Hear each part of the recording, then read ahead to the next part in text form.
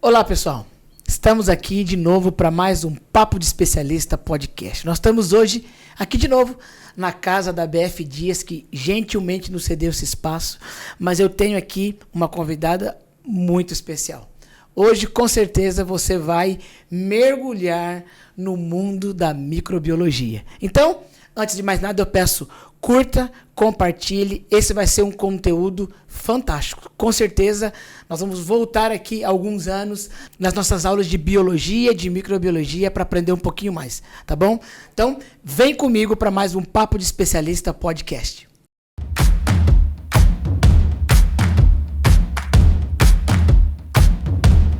Hoje eu estou aqui com a Ana Luísa Fávaro, bióloga, especialista em microbiologia e outras técnicas de testes biológicos. Então, eu conheço a Ana já há alguns anos, né? Nós estamos aí trilhando o caminho do saneamento, eu sempre pelo lado da engenharia, a Ana sempre pelo lado do tratamento biológico e do submundo, né, da microbiologia e das bactérias. Então, Ana, bem-vinda. Primeiramente, muito obrigado por aceitar o nosso convite, né, de estar aqui. Eu queria te dar as boas-vindas ao Papo de Especialista. Muito obrigada a você pelo convite e pela oportunidade de falar desse assunto, né, que é muito importante e pouquíssimo utilizado ainda no Brasil. Muito bem. Então, talvez você aí, né, o nosso ouvinte deve estar curioso aí, né? Então, quem é Ana Luísa? Né, a gente te vê no LinkedIn, nos ensinando lá N coisas, né? Sobre escape de sólidos. Quem opera ETS biológicas sabe, né? Que tem desafio todo dia, né? Chega na segunda-feira, parece que tá todo mundo de ressaca, né? Então, assim, quem é a Ana? Né? Por detrás do crachá, por detrás da AquaExpert, né? Você é diretora lá, junto com o meu amigo João Rosa. Eu já quero aproveitar e deixar aqui um abraço pro João. Eu e o João trabalhamos no passado, né? Em tempos outros aí, dividimos responsabilidades, então fica o meu abraço para ele. Mas quem é a Ana, para o nosso ouvinte? Bom, a Ana é bióloga, né? Eu me formei, aí vocês vão descobrir mais ou menos a minha idade, né? Em 2001. E eu me apaixonei pela microbiologia quando eu estava sendo ainda estagiária, né? Numa fábrica de celulose lá no Espírito Santo, que eu sou capixaba. E aí, quando eu vi uma gota de lodo, e nem era de lodo ativado, era lagoerada. E eu falei, meu Deus, quanta coisa tem aqui dentro. O quanto de desperdício de conhecimento tem, porque as pessoas não utilizam esse conhecimento para nada, né? Então, eu mergulhei de cabeça nesse assunto, mas eu sempre tive muita vontade de empreender. Então, quando eu saí do estágio, eu fui para uma empresa, né? Trabalhei lá como CLT, né? A famosa CLT. Aprendi muito, mas sempre com o coração e a cabeça falando que tem que empreender. Então, eu montei uma empresa em 2007, onde o principal core business eram as análises, tanto da microbiologia como ensaios ecotoxicológicos, e prestava ali algumas consultorias, né? Mas, assim, acho que a chave virou quando eu tive a oportunidade de fazer o curso com o professor David Jenkins, que, infelizmente, faleceu em 2021, né, por causa do Covid. E aí ele abriu a minha cabeça totalmente, porque eu vi que que já aplicava análise microbiológica, estava utilizando ainda muito pouco. E, além disso, né, eu sou mãe do Heitor, de 7 anos, que é meu xodó. Sou mulher, sou filha, né? E tento aí, de todas as formas, fazer todos esses papéis da melhor forma possível. Muito bom, muito bom. Eu me lembro que eu te conheci em idos aí de 2008, quando eu estava trabalhando aqui já, vim para trabalhar em Jundiaí, né, num outro OIM, né, num fabricante de máquina, e uma amiga em comum, que é a Dani Teles, né, aproximou, né, a gente para a gente juntos poder entender, né, o que estava acontecendo em alguns efluentes, etc.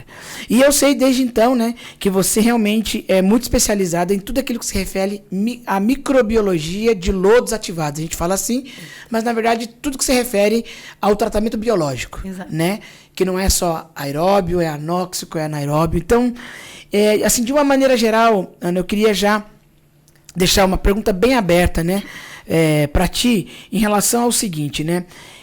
qual que é a importância, né? Você que está sempre auxiliando grandes plantas, eu sei que você se formou muito na questão do tratamento biológico para o efluente de papel e celulose, que é um efluente de altíssima complexidade, tanto no volume gerado quanto nas substâncias que ele tem, né? Então, fala um pouco pra gente, primeiramente, o que é a tal microbiologia de lodos ativados e quais são, assim, em linhas gerais, as vantagens que ela pode trazer na operação de uma planta biológica? Legal. Bom, para começar, 95% do lodo, né, daqueles micro-organismos que estão presentes, aquela biomassa, é formada basicamente por bactérias. 95%. Ali nós temos as bactérias heterotróficas que formam o floco biológico, temos as bactérias filamentosas que em excesso a gente sabe que elas atrapalham bastante, temos as bactérias que consomem amônia, por exemplo, né? E 4% mais ou menos a gente tem ali de protozoários e metazoários. Então, Luiz, acho que assim é meio insano você operar um sistema de lodos ativados sem conhecer esses micro-organismos. Por que eles estão ali? Por que quando muda a qualidade geral do lodo, aí você começa a perceber um arraste ou uma redução na eficiência da planta, a resposta está ali dentro. Então, eu acho assim que a maior vantagem é que é a única forma de você operar o seu sistema em tempo real. Todos os outros parâmetros, DQO, DBO, sólidos, são coadjuvantes. Eles são consequência do que está acontecendo ali dentro. Então, você quer saber o que está acontecendo? Tem que olhar para as bactérias. Não tem por onde fugir. E aí a gente vem com aquelas questões que assombram, né, todos os operadores de uma ET biológica, né? Aí vem os nomes mais sofisticados, né? Então eu queria que você me ajudasse a definir aqui, para quem está talvez começando, engatinhando, né? Acho que talvez o que é mais famoso dos problemas é o tal booking filamentoso, né?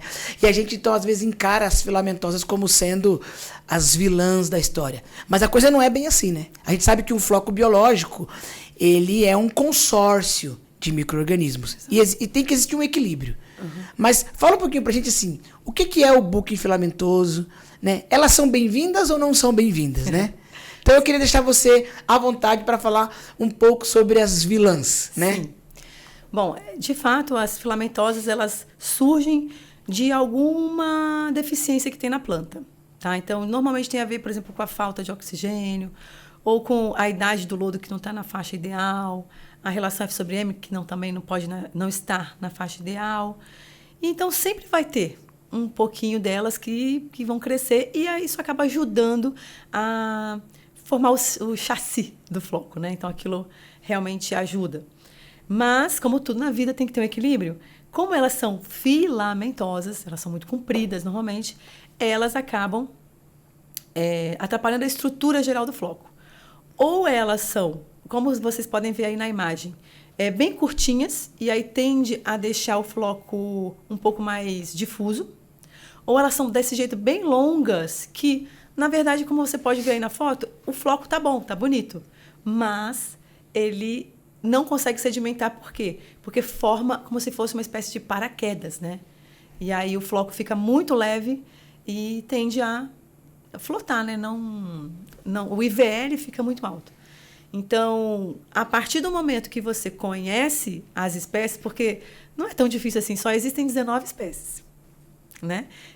Se a gente for olhar isso em termos de microbiologia, existem outros grupos que são muito mais abundantes. Então, só existem 19 espécies, e aí, uma vez que você consegue identificar, é a Thiotrix ou é a Sphaerotilus natans, elas indicam coisas diferentes. A Thiotrix tem uma relação muito grande, por exemplo, com a carência de nutriente, principalmente nitrogênio.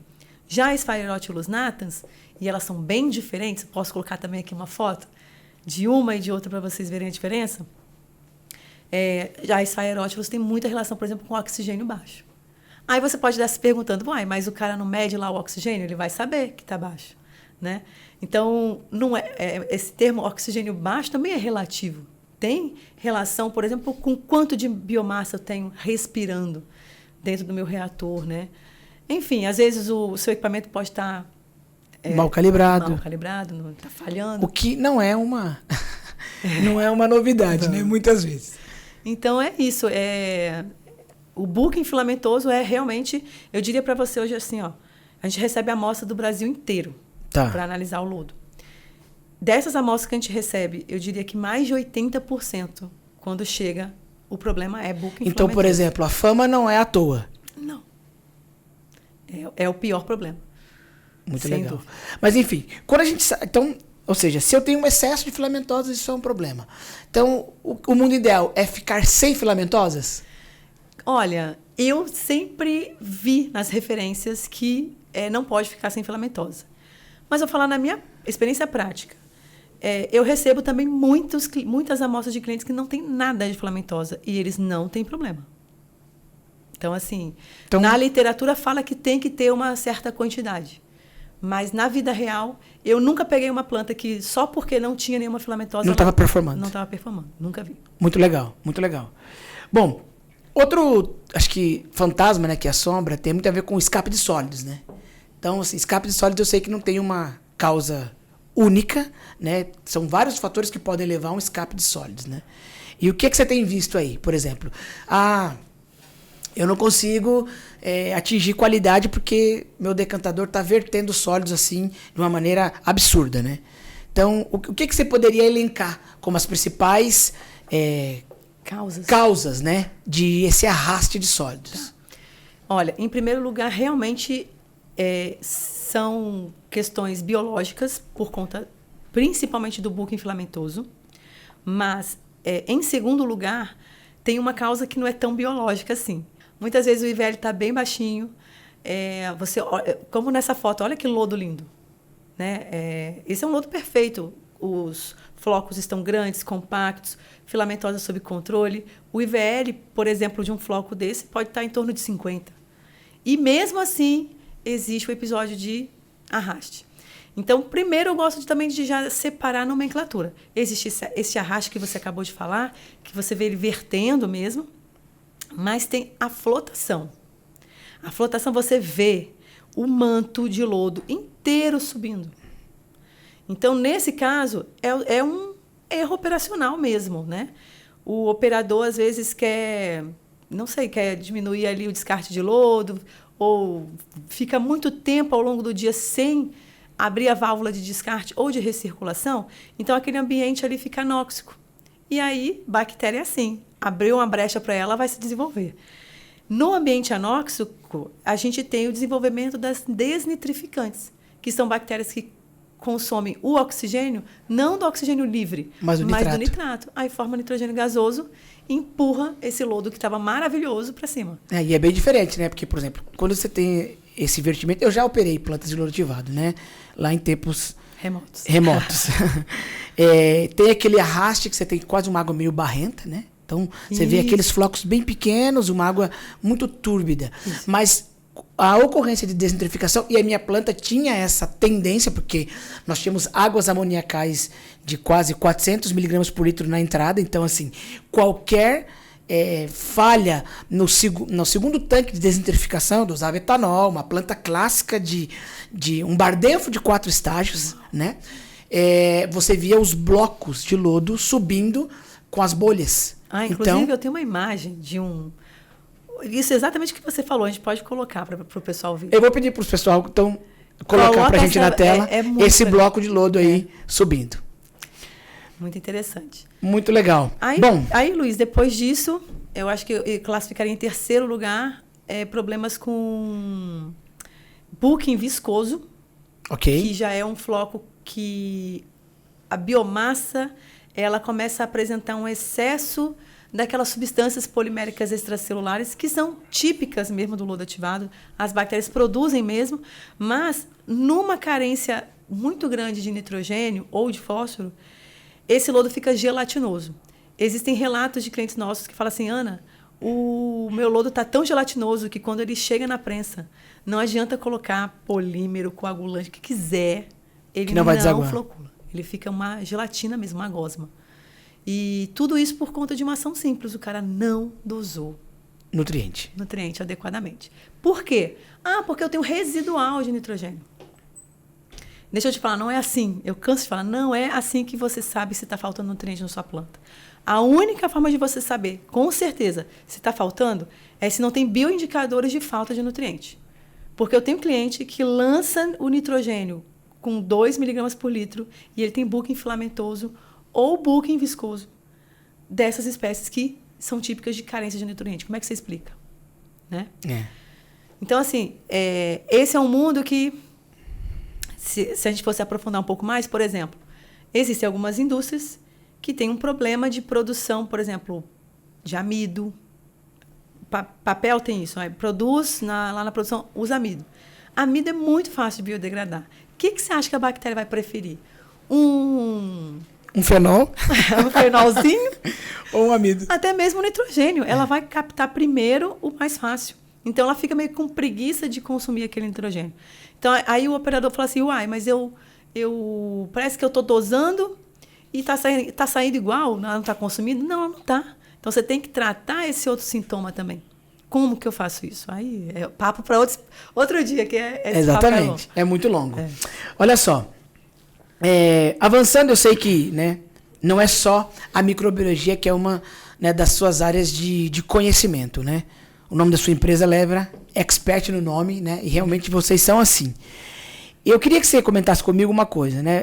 Tem um assunto que hoje em dia é pouquíssimo difundido no Brasil. Na fase de projeto, menos ainda. Eu tenho visto agora algumas ações para melhoria da operação, que é um dos testes biológicos que eu acho dos mais importantes, que é a respirometria, né?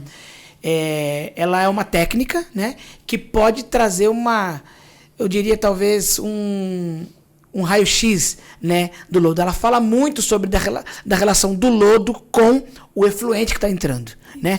Então eu queria saber assim, primeiramente, né, o que é a respirometria, para quem nunca ouviu falar disso, né?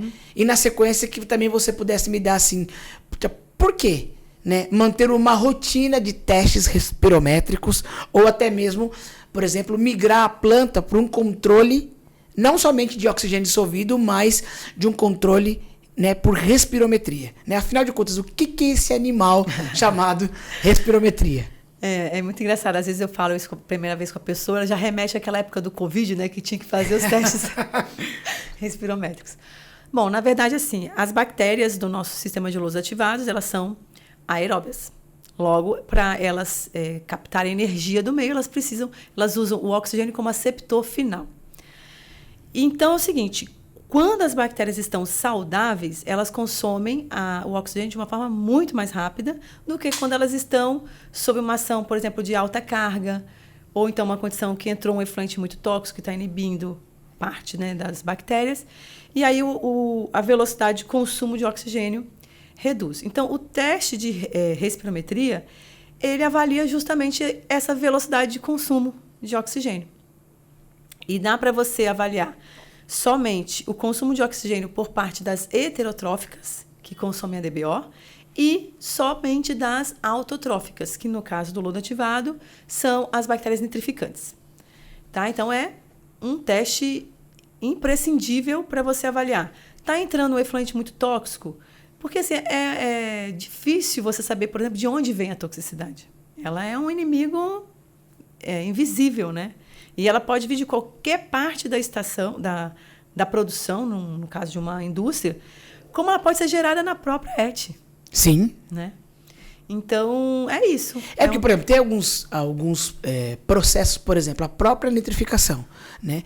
A partir de uma certa quantidade de amônia no bulking, você já tem a velocidade cinética diminuída, porque a reação de nitrificação é uma reação que é inibida pelo substrato. Ou seja, se você tem muita amônia, por alguma razão, ou por um choque de carga, ou porque por alguma questão de temperatura, você diminui a velocidade de consumo e essa amônia sobe, né? Você já tem uma inibição também pelo substrato. Então, isso realmente é uma coisa importante, né?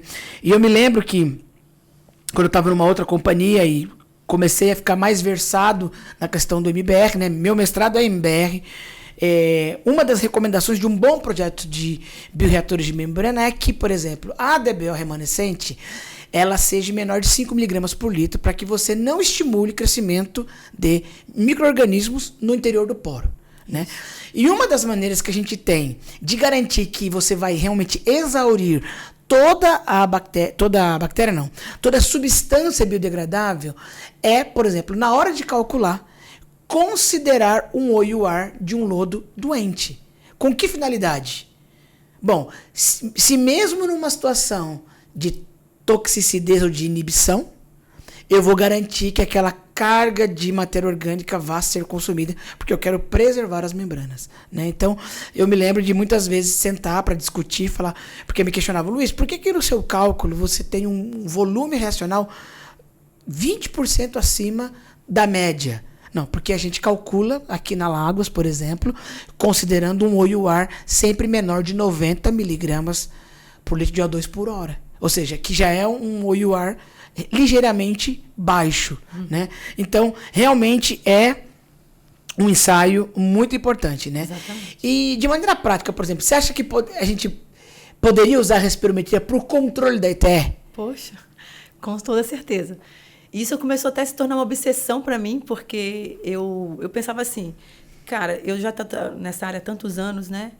E primeiro eu tinha uma missão de levar a análise microbiológica. Porque eu fiz uma pesquisa uma vez, há muitos anos atrás, eu não lembro mais o ano, mas eu comecei a ligar para todos os meus clientes. Você tem microscópio na sua planta? Você tem... Aí, beleza, a maioria não tinha. Sei lá, de 50 que eu entrevistei na época, acho que uns 3 tinham. E eu estou falando de indústrias grandes. Aí os que tinham, com que frequência você faz? Ah, não sei nem mexer nesse trem, né? E eu falei, cara, tem que mudar esse negócio, tá errado, né? A microbiologia tá bom, o equipamento lá, o microscópio tem que ser um microscópio bom, adequado, é caro. Mas não é que nem um oxímetro que você usa uns 2, 3 anos e quebra. É um equipamento que, se você não jogar ele no chão, ele é inquebrável. Então, é um investimento muito baixo, na minha opinião, para tudo que vai ter. E eu falei, cara, mas como que eu posso me aprofundar mais nisso? Então, essa questão de ter os microscópios, eu acho que eu estou mudando, né, com os meus vídeos lá no YouTube, conscientizando as pessoas. Isso eu vejo que foi uma mudança drástica. A grande maioria das empresas que eu tenho ido hoje já tem microscópio. Então, agora a minha próxima missão é levar a questão da respirometria. Porque é um outro teste também muito simples, né? E aí foi que eu tinha uma angústia porque, querendo ou não, era um teste muito braçal, né? Não é realmente fácil. A respirometria ela demanda, né? É chato, né? Um teste. Calcular o abiótico, às vezes o branco e depois a amostra em si. Em Isso. duplicata ou triplicata. Aí o cara faz uma vez, depois não faz mais. E aí eu fiquei mentalizando. Falei, cara, eu preciso encontrar alguém que já faz isso na forma de um equipamento, né? De maneira automatizada, vamos dizer. Exatamente. E aí veio uma oportunidade, né, no início desse ano, de um espanhol que me ligou, me procurou no LinkedIn e falou, cara, eu quero que você seja a nossa representante, né? E então nós estamos trazendo 2 respirômetros, um portátil, que calcula nível de toxicidade, né, o nível de inibição, além, lógico, da taxa de consumo de oxigênio, taxa de consumo de oxigênio específica. Ele já automatiza tudo para você avaliar a taxa de consumo da nitrificante, da desnitrificante. Olha que beleza, né? E dá para fazer ele portátil. Então, para quem tem, sei lá, várias unidades, você pode ir levando isso para várias plantas e fazer os testes em várias unidades, né? Ou você pode instalar um sistema online. Aí é melhor ainda, porque ele pode, através de 2 algoritmos que ele tem, calcular o nível de toxicidade e o nível de aeração realmente necessário para as bactérias. Pensa bem, você tem lá uma bactéria nitrificante. Ela gosta de um teor de OD em torno de 3 miligramas por litro. Se por alguns poucos minutos você deixa o seu oxigênio mais baixo, sei lá, 0,5, já vai começar a aparecer outras que não deveriam aparecer. Inclusive algumas filamentosas ou espiroquetas, que deixam o efluente muito turvo. Então, se você tem a taxa de consumo que a sua bactéria que você quer estimular precisa, e ele está ligado ao sensor e ao soprador, você vai conseguir manter o nível de oxigênio que ideal. Realmente a sua bactéria que você quer precisa, de forma constante. Né? Então, isso já existe. Cara, quando ele me falou isso, parecia que ele falou assim, olha, você está ganhando uma BMW. Muito legal. E então, eu estava escutando você há pouco, né, na sua apresentação, e eu vi que você mostrou um gráfico muito interessante. Né, acho que de um cliente de vocês, ou desse parceiro, onde havia uma diferença enorme, né, nas oscilações do oxigênio dissolvido antes e depois da instalação de um respirômetro. Então, por exemplo, o que eu fiquei pensando, e eu vi você falando, é sobre o impacto, muitas vezes, no consumo de energia da planta. Né? O que você pode comentar conosco sobre a respirometria versus otimização, né, de principalmente consumo energético? Porque uma planta de lodo ativado, praticamente 80% do consumo energético é para a aeração do lodo. Né? Como que a respirometria pode contribuir com isso? Sim. Bom, eu acho que a gente vai depois ter que, no futuro, gravar um outro podcast, porque eu estou apenas começando, né? A gente vai começar a fazer os testes aqui no Brasil, provavelmente na próxima semana ou na outra, e aí eu vou ter dados mais concretos para falar para você. Mas o que ele relata para mim lá na Espanha é que, em menos de um ano, o equipamento se paga só pelo custo energético. Uau! Né? É bastante impactante isso aí. Muito impactante. Né? Bom, que bom saber, porque eu sou um entusiasta da respirometria, utilizo para vários clientes, principalmente na fase de projeto. Né? Eu estou muito do lado do projeto, né? Principalmente MBRs, como para nós o OUR é uma grandeza fundamental. Né? E muitas vezes você lida com plantas multipropósitos que produzem em batelada, né? Principalmente farmacêuticas, né? Ou empresas que produzem, né, vários produtos na mesma linha. Então, a respirometria, de fato, é uma ferramenta poderosa, né? Não só para evitar problemas, mas como também para nos guiar num projeto robusto. Né? Muito legal. Muito legal. Ana, é o seguinte... Eu sei que, além dessas questões de vocês prestarem serviços de consultoria, eu te vejo no LinkedIn, né, dando aula. Né? Vem as perguntas na caixinha e você está respondendo, né, a galera ali semanalmente. Né? E eu acho isso fundamental, porque a gente tem vivido um tempo em que a gente estava conversando no café, né, de que a qualidade... Né, das operações, né, da galera, por exemplo, que muitas vezes está equalizando proposta em projetos, né, de tratamento de efluente, de reuso. Né, o nível não é como há 10 anos atrás ou há 20 anos atrás. Né, eu não sou como você, nós somos jovens, né, nós não estamos há 30 anos atrás no mercado, mas o fato é que parece que a coisa vem caindo um pouquinho. Então, um pouco fora assim, do que é muito técnico, né, como que você tem... visto isso hoje em relação à capacitação técnica de engenheiros e operadores de planta. Né? O que você poderia compartilhar e até divulgar um pouco do que vocês têm no portfólio, por exemplo, para capacitação? Né?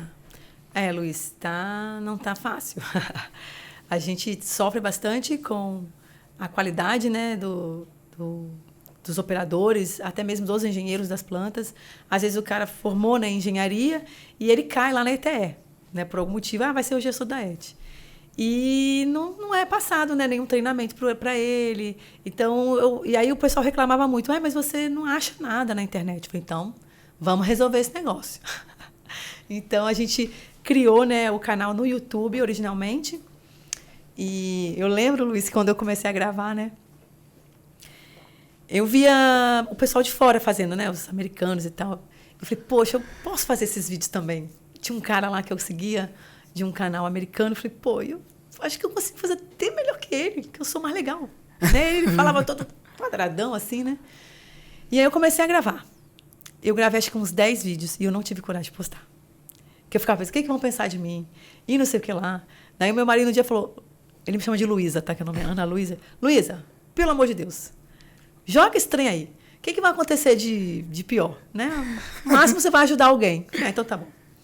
E aí eu comecei e o retorno é muito bom. Isso vai me alimentando, porque eu tenho relatos de pessoas que falam assim, nem foram fazer o curso, tá? Só com os conteúdos, de alguma forma, ajudou ele a resolver um problema específico. Só que aí depois até pela reciprocidade, a pessoa acaba fazendo parte Sim. de um dos nossos treinamentos. Hoje nós temos 2 treinamentos que são os carros-chefes. O Operação de Lodos Ativados, que é um curso bem mão na massa mesmo, o que o operador tem que fazer no dia a dia operacional dele em relação a ajuste de tudo, pH, oxigênio, descarte de lodo, recirculação. E aí eu dou uma pincelada na parte da microbiologia muito rapidamente. E nós temos o de microbiologia, que é para quem quer utilizar, aprender a analisar o lodo. A técnica para poder dirigir o barco. Exato. Então, esse o curso de operação é um curso de 2 dias e o microbiologia de 3 dias. Então, lá a gente vê tudo. Eu não tenho esse negócio de segredo. Não vou falar as filamentosas. Não, eu conto tudo. Como que identifica? Os alunos levam a amostra de lodo e aí eles saem super felizes porque eu não coloco um monte de gente, eu coloco no máximo 20. Então, essas 20 pessoas têm a oportunidade de olhar suas próprias amostras ao longo desses 3 dias e muitas vezes já saem de lá com a solução. Já liga para o operador, nosso problema aqui é gordura, hein? Veio, quanto que está óleos e graxas? Vamos diminuir isso aí para parar a espuma. Então, esse treinamento me surpreendeu muito, porque quando eu comecei, eu achei que não ia virar muito, a pessoa não tem muito interesse nisso e lota sempre. Às vezes a gente começa a divulgar, manda 3, 4 e-mails, pronto, acabou as vagas. Muito bom. Isso é muito bom mesmo. Muito bom, Ana. Eu queria já caminhar um pouco para o final desse nosso bate-papo. Quero poupar a tua voz hoje, porque você deu uma aula pra gente, né, agora há pouco. Agora que eu estava gostando. E eu queria, na verdade, te fazer uma provocação. Né? A gente tem falado muito sobre, né, o saneamento no Brasil. Né? Eu sei que a gente tem muitas coisas para avançar, mas eu acho que a gente nunca teve um momento, né, tão interessante no Brasil. A gente está muito do lado do reuso, da dessalinização de água do mar. E hoje a gente tem visto um movimento muito grande, né, de projetos em dessalinização, em reuso, para fins industriais, os principais, na verdade, né? Mas já é um grande começo, né? Ou seja, pegar o esgoto municipal e levar isso disponibilizando e salvando, né? De certa maneira, tirando a pressão hídrica da bacia hidrográfica para realmente levar água potável para as pessoas em relação... porque o cara vai estar usando água de reuso, né? Então eu queria saber um pouco da tua visão, né, com relação à sustentabilidade, né? Como que você enxerga, o que você tem visto esse movimento, né? E o que você pensa a respeito, né? Como que você avaliaria hoje o cenário do saneamento do Brasil de uma maneira geral, né? Você que já está há um tempo na estrada como eu, qual é a sua visão, sua opinião, né? E o que você poderia compartilhar conosco um pouco da sua visão bem pessoal mesmo sobre esse tempo que nós estamos vivendo no saneamento brasileiro? Eu concordo com você que a gente está num momento que eu achei que nem ia chegar, viu? Eu já estava quase desistindo. Falei, deixar pro Heitor, né? Deixar pro Heitor sair. Que, inclusive, olha como é que é criança, né? Outro dia ele falou assim para mim. Outro dia não, já faz um tempinho. Acho que ele estava com... Ia fazer uns 6 anos quando ele falou isso para mim. Ele gosta muito de ver o Google Earth. Aí ele falava... E eu fico batendo na tecla da água, né? Não desperdiçar água e tal. E ele falou assim, mas mamãe, a água, ela não sai da Terra. Está aqui no planeta. Por que vai acabar? Eu falei, filho, não é questão só, né? Eu falei, nossa, que bichinho inteligente, né? Realmente, ela não vai acabar, mas se a gente continuar poluindo do jeito que a gente está, vai ficar difícil tratar e consumir, né? Usar essa água de verdade. Então, eu vejo, Luiz, que a gente está num momento muito legal com o novo marco do saneamento, mas a gente tem que avançar. E eu acho que a gente vai avançar através da educação. E não tem jeito de fugir, reuso. Isso aí. Não tem equipamento, acabou, não tem equipamento mirabolante de soluções. É pensar no reuso. E o reuso você vai pensar como? Melhorando a capacitação das pessoas que operam essas estações e, claro, depois colocando processos que permitem tirar tudo que puder, né, o máximo possível de poluente. Mas, se não cuidar da primeira etapa, que é principalmente o tratamento biológico, que é o que mais nós temos no mundo inteiro, não vai para frente. É isso aí. Eu concordo com você, né? Eu estou muito ligado agora às questões de water positive, né? De positividade em água. E o reuso, talvez, juntamente com a dessalinização, é das ferramentas mais importantes. Óbvio, a gente não está descartando, por exemplo, a conservação. Você tem que ter, né? Evitar vazamentos, torneiras, válvulas. Isso tudo tem que estar muito bem mantido, né?